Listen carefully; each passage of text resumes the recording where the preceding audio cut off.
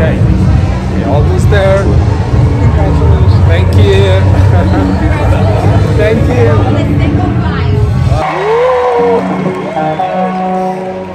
Mohammed Manson Abdel Sattar. Cheryl Hart. Terrell Mathis.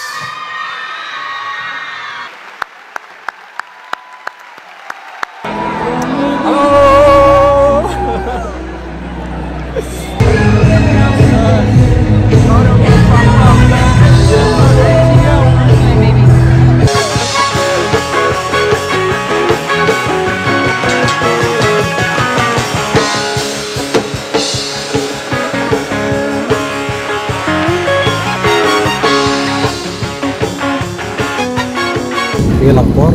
لسه من هنا من نيويورك حاليا هنتحرك محطة الباصات من نيويورك لبنسلفانيا، ف6 ساعات في الطريق عشان نستنى ونحضر حفلة التخرج. حفلة التخرج ديت بستناها من فترة كبيرة جدا عشان نعيش الأجواء والحاجات الفرحة وكده، فهنصور كل حاجة ونشوف ايه الإحساس إن أنت تتخرج من مكان زي أمريكا. فده هيبقى جديد عليا، متحمس جدا اللي هشوفه. واستنونا كده هتتابعوا معانا الحاجات خطوة بخطوة. 6 ساعات هيكون الطريق، ف يا رب نتسلى فيه ما نكونش ما نملش يعني بالطريق، عشان هيبقى 6 ساعات فيكون كتير شويه، بس هنقدر نتعود لان احنا متعودين على السفر الطويل. وبدأت رحلتي من نيويورك لبنسلفانيا، والموضوع بياخد منك وقت كتير عشان تتنقل ما بين ولاية لولاية، بيكون مكلف ومتعب. أخدت الباص واتحركت على بنسلفانيا، أخد مني 6 ساعات. بعد ما انزل من الباص أخدت تاكسي ووصلت للفندق اللي أنا هنزل فيه، هقضي فيه ليلة واحدة. وصلنا هنا على المكان اللي احنا هنقعد فيه يوم واحد. هنعمل تشيك ان ونشوف ايه الأجواء.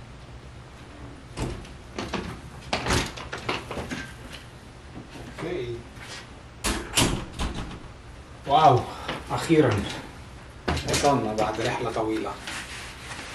واو. طب خليني اوريكم المكان هنا كده بصراحة، لان انا اتفاجئت. هنا عندك ده سرير الحجم ده، وفي سرير تاني، 2 سرير دبل كينج يعتبر. في مكتب هنا، تمام. عندك في تي في، كوفي ماشين هناك كده. بصراحة كل ده ب$100. هو حلو مقارنة بالاسعار اللي انا شفتها على المواقع الحجوزات وكده ل1 نايت. وكمان الميزة ان هو قريب من المكان اللي انا هروح له. شوف الطول هنا على الفيو ده، وده حلو. اشوفكم الصبح، تصبحوا على خير. اروح اطير انا على السرير.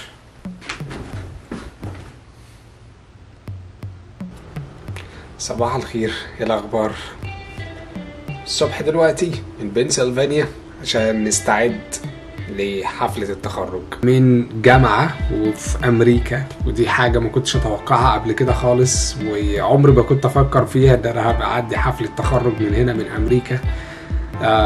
فمتحمس جدا للموضوع. يلا بينا نشوف الأجواء هتبقى عاملة إزاي، وبعدين نبدأ نحكي عن التجربة بتاعتي.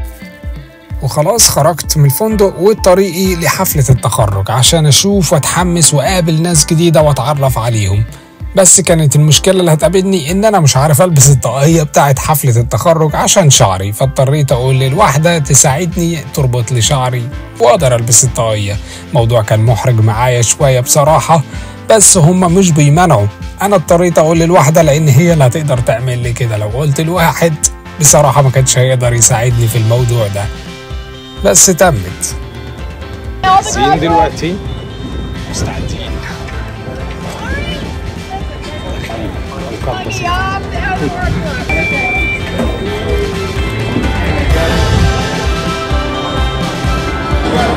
خلاص قربنا، سجل اسمنا وندخل على طول. وقابلت ناس هناك كتيرة، منهم كان في ناس محجبين، وده كان شيء رائع بالنسبة لي إن أنا أشوف حد مسلم بيتخرج معايا، وفيهم ناس كانوا عرب كمان.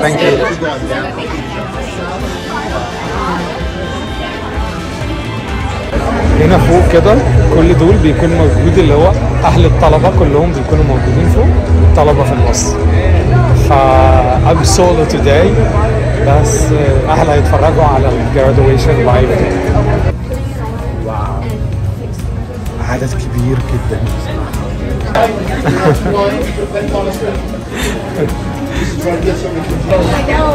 ماشي. هنا الوحيدة اللي بنتكلم عربي. Guys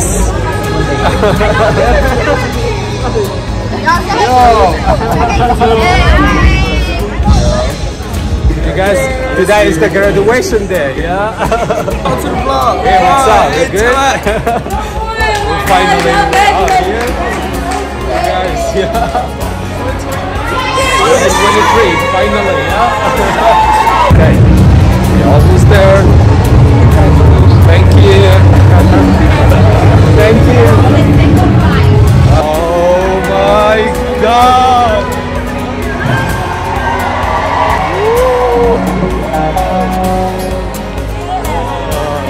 That's cool.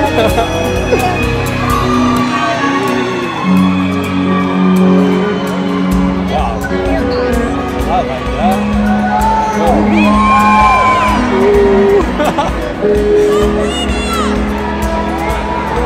Oh. That's crazy.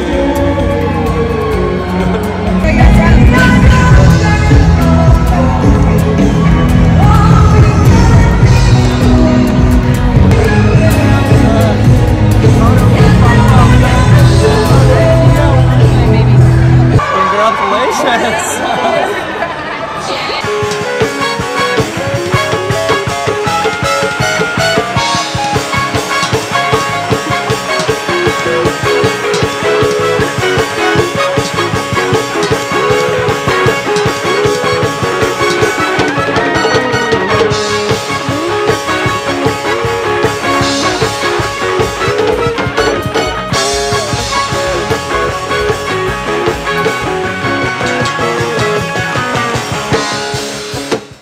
And ultimately, a better life.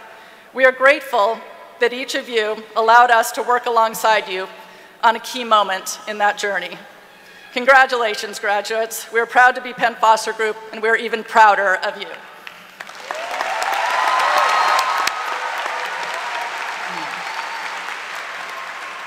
Michael Jordan got cut from his high school basketball team. Arguably the greatest competitor of all time got cut from his high school basketball team. Resolve and perseverance can sometimes come from our greatest challenges and disappointment, as long as you don't give up, as long as you don't quit. To be accepted into a PhD program at Harvard University, where he received his PhD in government. But I met a gentleman earlier today in your class, Frank Roberts. Frank, can you stand up?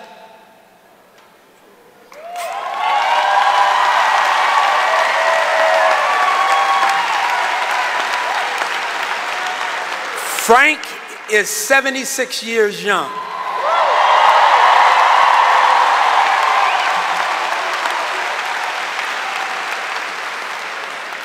He truly represents something that we would love to emphasize, which is lifelong learning. United States Army. United States Navy.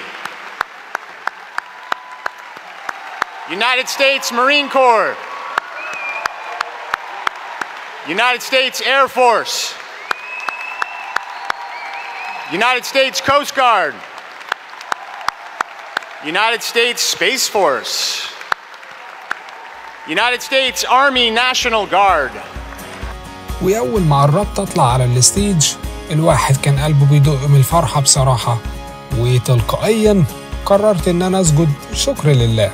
الموضوع أنا ما كنتش مرتب له، بس هي كانت مفاجأة وده اللي حصل. Mohammed Manson Abdel Sattar. Cheryl Hart. Terrell Mathis.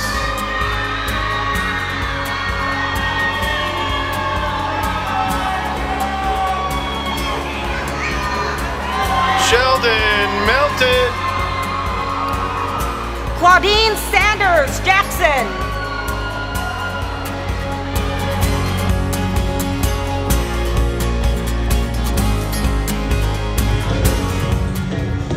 وقابلت ناس كبار في السن، في واحد كان عنده 74 سنة وده اتكلموا عليه في الحفلة، وفي واحد تاني أنا قابلته عملت معاه لقاء بسرعة كان عنده. Sir, if you don't mind to ask you, how old are you? I'm 63. Wow, 63 and you still studying and keep continuing. Very sharp. Wow. What is the message that you can give it to the young people who want to continue their study, to see the light again? Don't matter how young or how old you are, just keep pursuing your dreams and press the Lord. Never give up. Congratulations. Thank you. خلاص أخيرا خدنا الشهادة واتخرجنا الحمد لله. حابب أقول لكل واحد إن هو هيشوف الفيديو ده يا ريت تبدأ وتكمل، الباب لسه مفتوح والفرصة موجودة، لازم تعافر عشان توصل لهدفك. الموضوع مش صعب والموضوع مش بقف للنهاية لحد هنا. زي ما انتوا شفتوا الشخص اللي انا قابلته كان عنده 63 سنة ولسه بيكمل تعليمه. انت ينفع تكمل تعليمك من النهاردة، تبدأ. انا ما كنتش اتوقع ان انا هوصل في يوم من الايام ان انا اتخرج من جامعة من امريكا وتستلم شهادتي من امريكا، فدي كانت حاجه كبيره بالنسبه لي. انت كمان ينفع توصل لحلمك ولازم تدور على الطريقه اللي توصلك ليها، ما تستناش لحد، ابدا من دلوقتي. فانت اللي هتساعد نفسك. هسيب لكم لينك الجامعه اللي انا اتخرجت منها بين فاستر في الديسكريبشن. روح للويب سايت لو انت حابب تتعرف على البرامج اللي عندهم. هم بيدوا فرص كتيره للناس اعتقد لان دراستهم كلها اونلاين 100%، لان انا درست البرنامج اونلاين 100%. فانت هتدرس اونلاين، بس لما هيبقى وقت التخرج جامعه هتبعت لك دعوه وقت التخرج وتحصل على الشهاده بتاعتك وهتيجي امريكا بالدعوه دي. اعتقد هتكون حاجه مفيده ليك جدا عشان تدي لك سبورت وانت بتاخد الفيزا برضه. اتمنى ان يكون الفيديو عجبكم واستفدتوا حاجه. متنسوش تدعمونا باللايك والاشتراك وتشير الفيديو مع اصحابك. لو هو حابب ان هو يهتم ويكمل تعليمه اديله معلومه. لحد دلوقتي سلام.